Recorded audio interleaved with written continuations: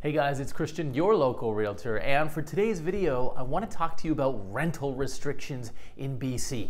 You know, the new premier of BC is going to be David Eby, and he has a very interesting policy plank up his sleeve, and that is he wants to remove all rental restrictions in BC stratas, and that would be his way of tackling the affordability issues and the lack of availability that we have for homes in this province, especially in the lower mainland. When we're talking about Vancouver, we're talking about Burnaby, New West, and so on.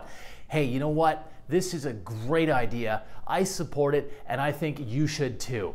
And so, you know, some people are going to be really against this, and I'm going to get into this. But I wanted to go over several reasons why this is a really, really good idea, especially if you really, really care about affordability and availability. Let me explain to you why that is. So the first thing is, this would bring a lot more units on the market. You know, when I'm looking on behalf of clients in the West End, in Kitsilano, you know, Strata's built in the 1970s, 1980s.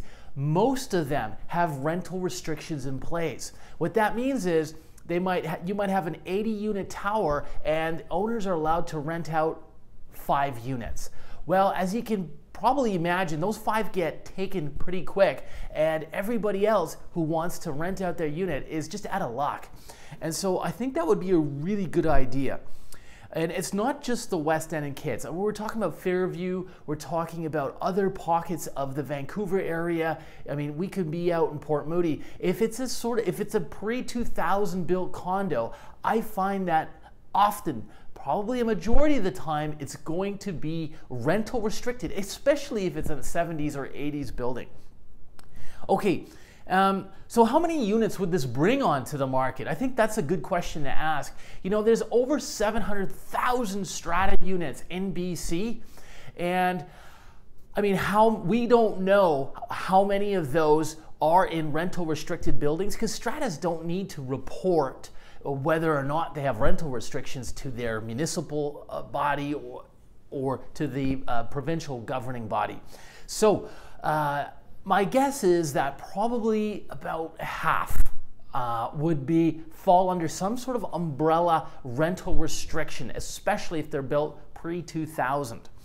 Now, how many units would we get on that would come onto the market? I would think it'd be at least in the thousands. I don't know if it would be in the tens of thousands, but I can just tell you from anecdotal evidence, and that's my conversations with other realtors, it's my conversations with clients, hundreds of people, thousands of people I've met open houses over the years. Many of them have been impeded by the fact that there was rental restrictions, you know, so they didn't want to buy it, or they had to sell it because there's nothing they could do. Okay, so what else is really good about this? Well, here's the third thing. If the BC government were to pass this, what would happen is the value of your unit would go up. So if you have, let's do an apples to apples comparison here. Let's say you had a strata, same size, same location, same outlook, building A and building B right next to it, and building A has rental restrictions, meaning only 10% of the units can be rented. That building is going to be lower. Those units are going to be harder to sell because there's less buyers for them, right? You eliminate the investor pool of buyers who are simply not going to touch that. They want to be able to rent it out. That's their whole purpose of buying. But it also hurts sellers because it's going to make it a lot harder to sell those units. In my experience, it's always harder to sell rental restricted buildings. You know, we had a townhouse listing in Burnaby fairly recently. Same thing. One of the common complaints from people coming through is, look, I can't even rent this out. What if I take a job in Calgary? What if we move across the country to be with our parents and we want to hold on to this just in case we come back? Well, we can't do that. We get handcuffed with a rental restriction.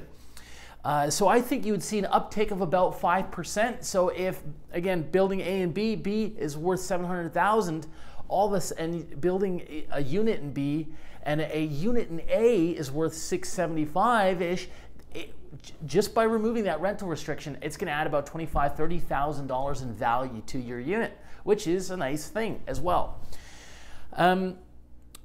Now, who's going to be upset by this? I think the group of people that are upset by this are the owners who have been living in stratas, often for 10 or 20 or 30 years. They're longtime residents. They tend to be older, 50s, 60s, 70s.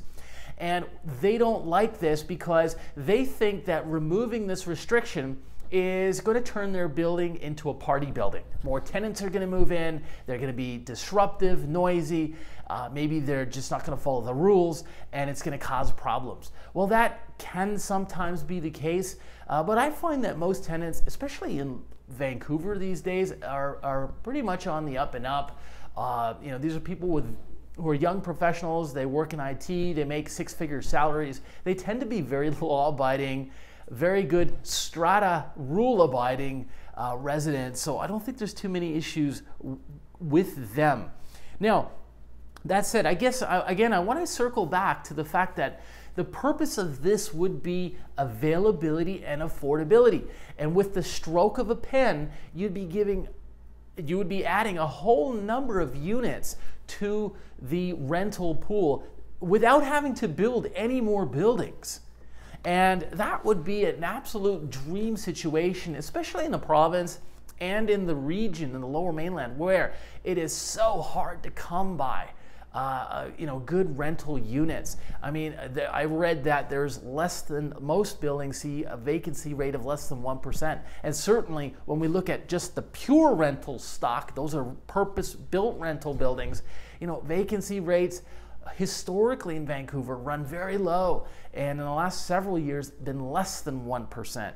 So last point I want to address here is in regards to rental restrictions. Now, mind you, there's some nuance here. When we talk about rental restrictions, the way I'm discussing it in this video, I'm talking to you about numbers, right? You have a building with 100 units, and the strata says you can rent out 5 or 5%. Again, that is what I think really hurts availability and affordability in the province. What many stratas will and should still be allowed to do is set time restrictions. So we all know that 30 days is the minimum, according to the City of Vancouver, Burnaby, and most municipalities in Lower Mainland. 30-day minimum, and that is sort of the anti-Airbnb rental restriction. And some buildings will have a 30-day minimum as long as the owner furnishes the unit, right? You see that downtown a lot. Often it's contract workers, some of them working in the TV in Hollywood. They come up and maybe they only want to rent a home out for about 2 months, maybe 3 months, sometimes even less than that. You would still see rental restrictions like 6-month minimum, a 1-year minimum period. I've seen other rental restrictions where the owner has to own the unit for 2 years before he can rent his unit out. That's kind of a creative way of making sure that the owner there has a vested interest in the property, in the sense that he lives there first and then rents it out second. So we would still see time restrictions, I feel. So those are some of the points I really wanted to address. I do think, again, that this is a really smart move. I think he's going to come under a lot of criticism for this type of move. I can see how this would be a hot potato political issue. If you were the premier, you probably wouldn't want to touch this. I'm not a big fan of the NDP myself, but I have to say that if you really care about affordability and having rental options, like, this is a no-brainer solution to it. It's a slam dunk move. It will tick off a lot of the owners, and they'll be reminded of this on a day-to-day basis, that, hey, you know what, the governing party, the premier, took this option away from our strata. So if he has the stones to go ahead with this, my hat's off to him. And I do think it does a lot to address the issue of a lack of homes in the province.